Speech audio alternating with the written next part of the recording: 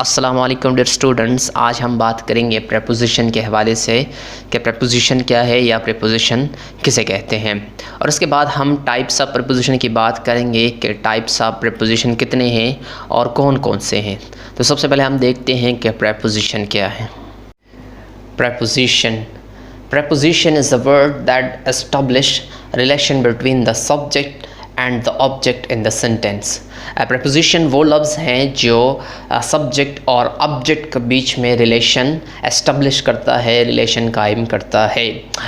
यानी वो लफ्ज़ जो सब्जेक्ट और ऑब्जेक्ट का बीच में रिलेशन कायम करता है उन्हें हम प्रेपोजिशन कहते हैं। या दूसरे अल्फाजों में सब्जेक्ट आपको पता है कि नाउन या प्रोनाउन होता है, ऑब्जेक्ट भी नाउन या प्रोनाउन होता है। यानी वो लफ्ज़ जो नाउन या प्रोनाउन का दूसरे नाउन या प्रोनाउन से ताल्लुक़ कायम करता है, रिलेशन कायम करता है, उन्हें हम प्रेपोजिशन कहते हैं।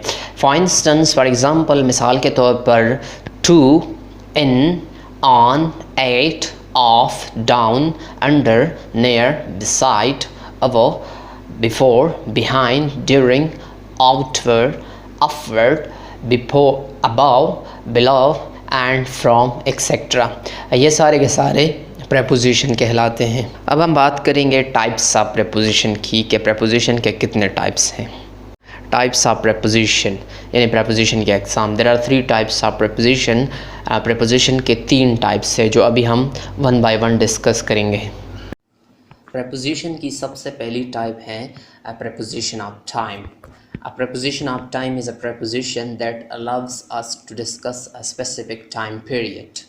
यानी वो प्रेपोजिशन जो हमें स्पेसिफिक टाइम पीरियड के बारे में बताता है उन्हें हम प्रेपोजिशन ऑफ टाइम कहते हैं। दूसरे अल्फाज में प्रेपोजिशन ऑफ टाइम वो प्रेपोजिशन होता है जो हमें एक ख़ास टाइम के बारे में बताता है, जो हमें एक ख़ास टाइम पीरियड के बारे में बताता है। फॉर एग्ज़ाम्पल मिसाल के तौर पर प्रेपोजिशन ऑफ टाइम 3 है। एक ऑन है, एक एट है, दूसरा इन है। On Monday, on a cold day, at night, at the moment, in January, in the past. ये जितने भी preposition हैं on, at, in, ये टाइम शो करते हैं, ये एक स्पेसिफिक टाइम पीरियड शो करता है, इसलिए इन्हें हम preposition of time कहते हैं। प्रेपोजिशन की दूसरी टाइप है preposition of place. A preposition of place is a preposition which is used to refer to a place where something or someone is located। यानी वो प्रेपोजिशन जो हमें किसी चीज़ या किसी शख्स की लोकेशन के बारे में बताता है उन्हें हम प्रेपोजिशन ऑफ प्लेस कहते हैं। यानी प्रेपोजिशन ऑफ प्लेस हमें किसी चीज़ की या किसी शख्स की लोकेशन के बारे में बताता है। फॉर एग्ज़ाम्पल मिसाल के तौर पर in America, in a car, on a plane, on the internet, at the corner, at the bus stop। ये जितने भी प्रेपोजिशन हैं in, on, at, यहाँ पे ये किसी नाउन या प्रोनाउन की लोकेशन बताता है कि कोई चीज़ है तो कहाँ पे है।